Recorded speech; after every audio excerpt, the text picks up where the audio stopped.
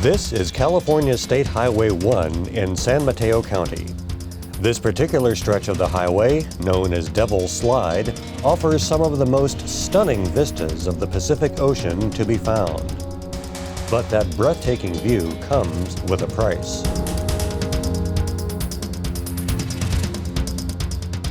Hello, I'm Bob Hawes with Caltrans.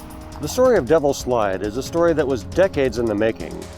It's a story of science and engineering, but above all, it's a story of government and the local communities working together to solve a serious problem.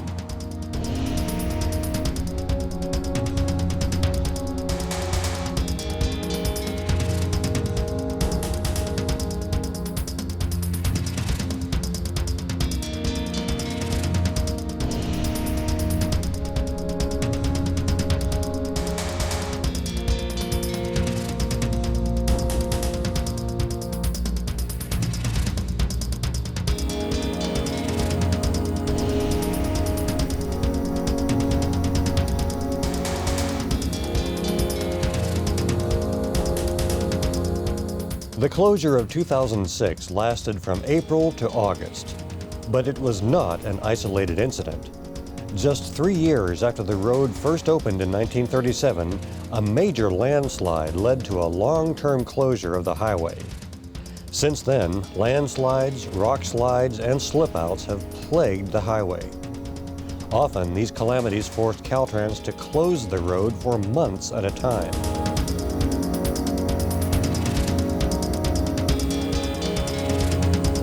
The closures devastated local communities who rely on the highway for the tourist trade and other vital business.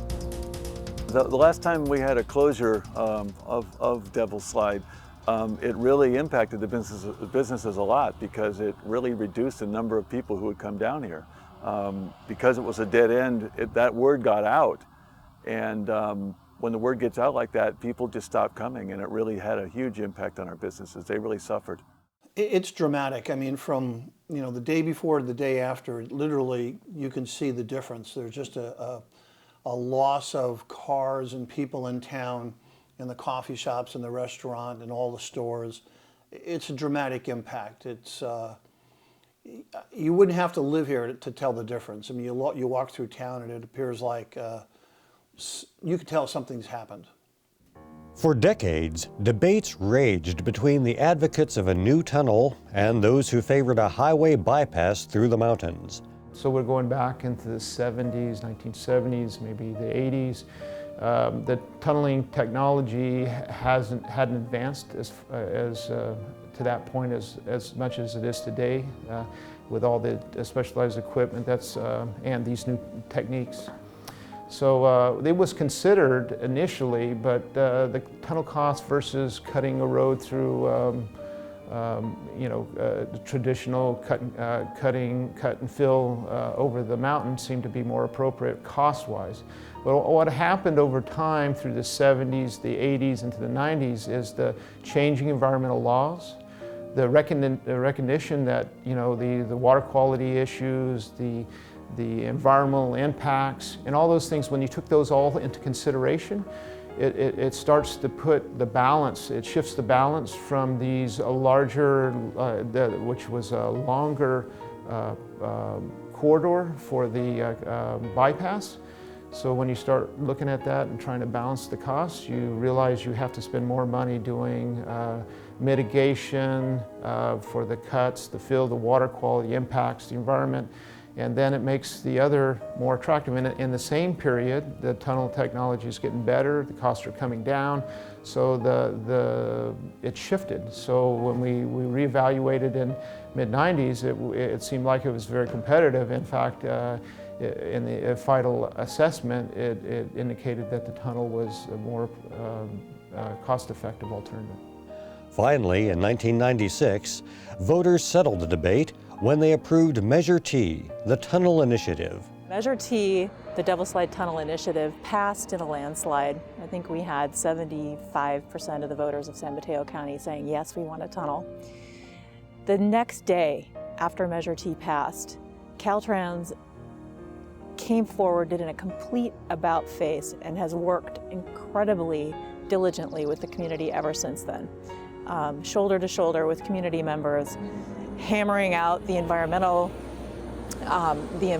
issues, the aesthetic issues of the walls and the retaining walls and what color they should be. They've been really wonderful community partners with us ever since the passage of Measure T, and we couldn't be more pleased. It really feels like a joint success, this People's Tunnel.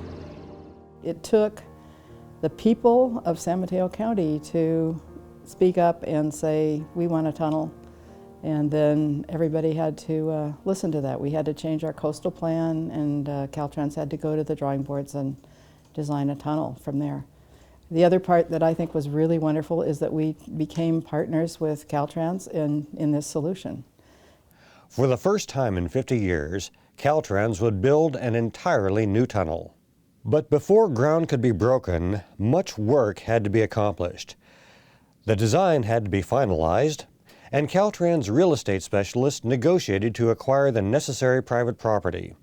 Other Caltrans staffers worked with various governmental agencies to obtain the extensive environmental permits required for such a complex undertaking. In reflecting back in my design studio, what it was that I was trying to accomplish, what was the mandate from the Coastal Commission, and they said that they wanted something simple. They wanted something that wasn't too loud. They wanted something that blended back into the mountainside, and basically that didn't disrupt the sensibilities of people as you went by. That it just was there, and that was it. In 2005, Caltrans awarded the two contracts, one for the bridges and one for the tunnels. Ground was broken on May 6th, 2005. 1, 2, 3, dig it!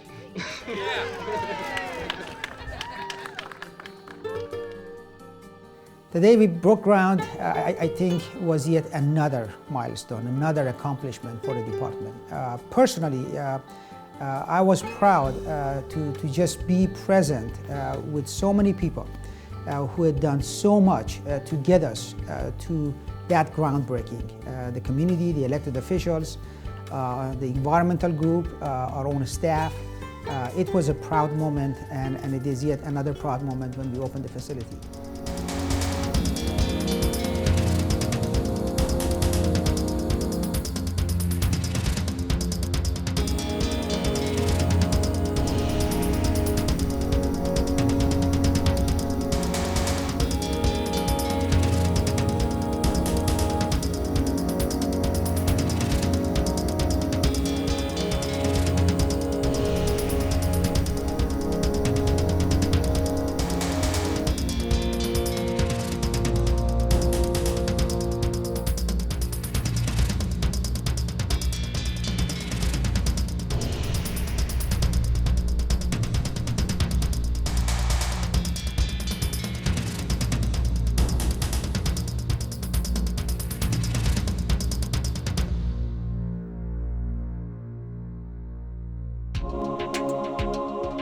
This is quintessentially a people's project. We are praising organizations, and we are praising my colleagues in Congress who gave all these millions of dollars to this project. But it is fundamentally the project of ordinary men and women who saw a community problem and decided to deal with it. 4, 3, 2, 1. Let's dig it.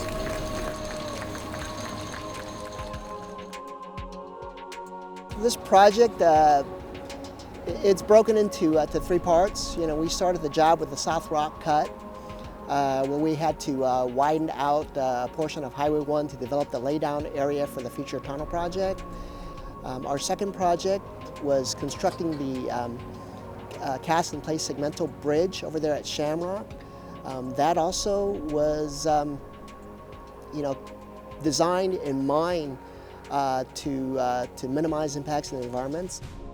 Even though the biological opinion provides for an area of take, the department has not observed or recorded any take of the red-legged frog. I think that we have done a marvelous job. Our team of monitors are on site every day. They're checking the different construction activities. They're looking at the different areas where we could have conflict with the species. And we have numbers to actually show that the population has remained stable, not only at the North Pond, but adjacent ponds that we have in the facility. So finally, when we worked on the tunnel project, starting in 2007, it was just a continuation of more of the environmental concerns, in addition to then working on, building a tunnel that we haven't done in over, 40 years, using the new Austrian tunneling method to bore through the mountain here.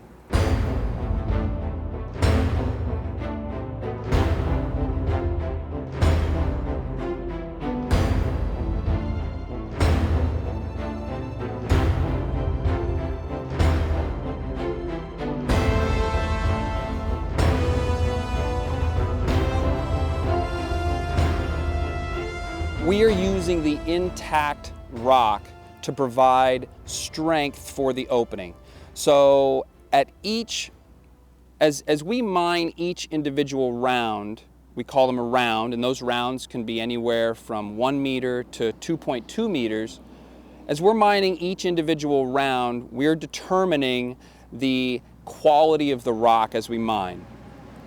And if the quality of the rock is better, the new Austrian tunneling method suggests that we don't need as much support in that tunnel as we might if the rock were of weaker quality. So as the quality gets better, we can mine a little more and support a little less, because we're allowing the rock to relax a little bit and gain strength as the mining progresses.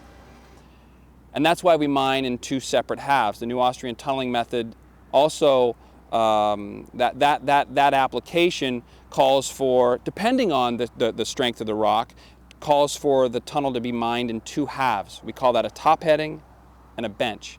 And that top heading is of a certain size, and that allows the rock to relax a little bit, and then at a later time we can come through and mine the bench, which allows for the rock to relax a little more, and that opening gains strength, and then we'll come through with a final lining that'll be totally reinforced concrete.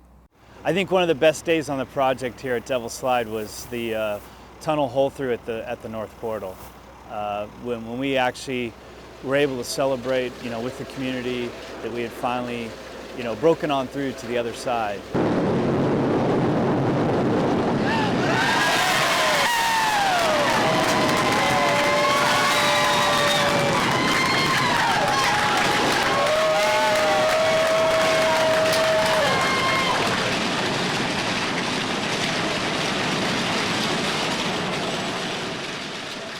It was a totally cool ceremony.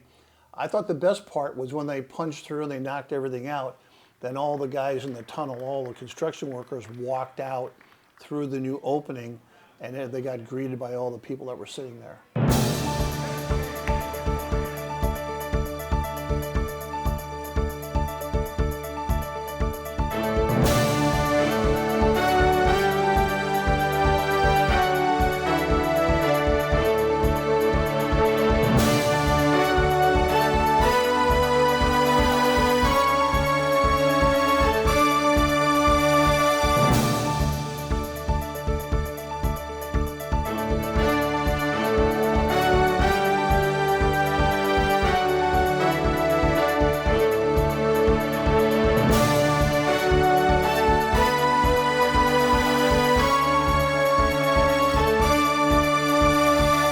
Being out there with the community and listening to what their needs were, at the same time bringing safety, reliability to this corridor. Safety is our number one goal that we have, and we've done this project in a very safe manner. There's been no injuries on this project. We did not have any serious injuries because we worked very closely with Kiewit. That was in the form of a lot of pre-activity hazard identification methodologies, and we were able to identify those hazards and put in place safety procedures, precautions, equipment to help reduce and or eliminate or prevent the accidents from occurring.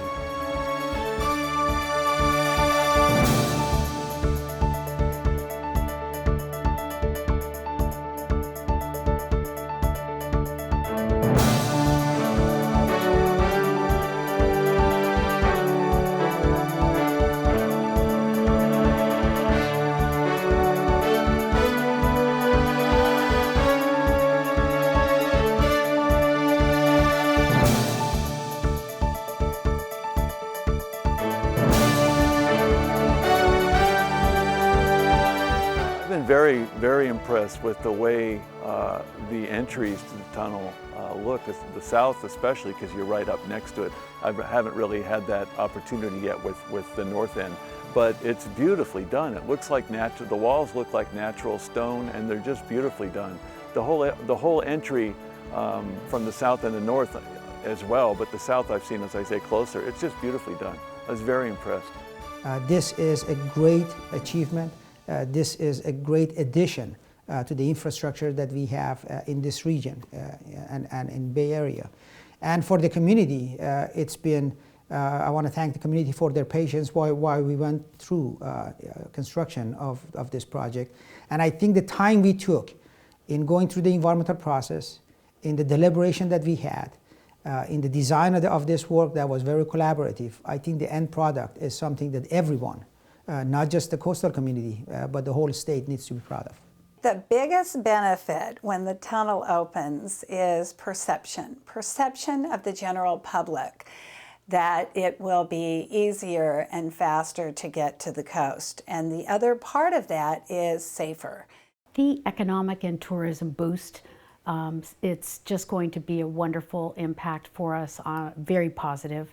We're looking at ourselves being called the gateway to the tunnel, if you will, from the north end, and it's going to attract more businesses coming to Pacifica because we will have a lot more tourists that are coming to Pacifica, and it will help all the visitor centers serving businesses throughout Pacifica. I think just the county and the state in general, having this be a dependable roadway is going to be very important for us. It's important for recreation, it's important for the businesses, and it's important for our two communities that have been separated by this Devil's Slide for so long. Now they won't be.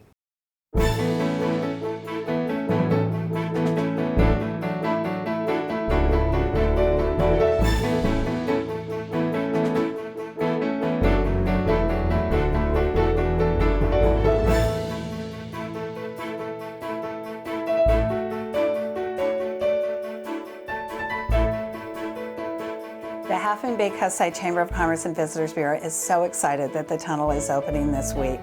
All of the residents have waited a very, very long time to have this much safer entrance into our gorgeous coastside, and we congratulate Caltrans for a job well done.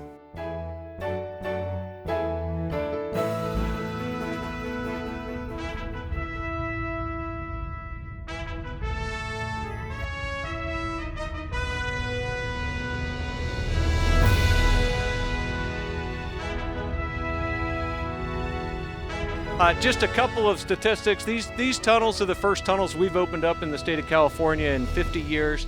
Once they open tomorrow morning, they will be the longest tunnels that we manage at about 3/4 of a mile long, 4,200 feet.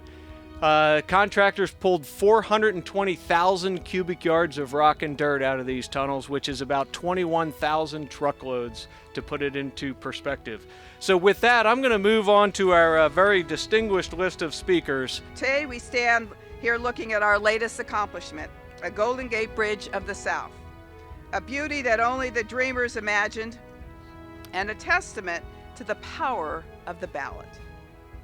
Ladies and gentlemen, we think of this tunnel's fairy tale story of the road, the rocks, the frog, and the fog, and a truly happy ending. I want to acknowledge all of the workers, the Caltrans workers, the contractors, the individuals that did all of the hauling, and the human hands, the American hands that built this. Job well done, all American workers. We fund transportation projects up and down this state, and we build projects like this really based on a partnership involving the federal government, the state government, and all of you at the local level. And that's how this project was done, and that's how we do everything else. So on behalf of the governor and the state, I really want to take a moment to express our appreciation for our leaders in Congress, our state legislature, and all of our local and federal partners. Without your support, this project would not have been possible. So thank you very much for participating in that important partnership. I also have a resolution that the Senate put together, and this is to honor Tom Lantos. He was such a tremendous force in my life, in my career, in representing this area, and I constantly am reminded about Tom's graciousness and forthrightness in representing all of us, that I ask that the Senate would in fact honor Tom by calling this the Tom Lantos Tunnel at Devil's Slide. Thank you for putting Tom's name on this tunnel. He was a great man. And this tunnel is a wonderful representation of his determination to improve the lives of those he cared for. He would be so happy to know that it bears his name. Thank you very much. It took an uprising of the people to think tunnel, to vote tunnel, to build tunnel, and today, at last, to open tunnel.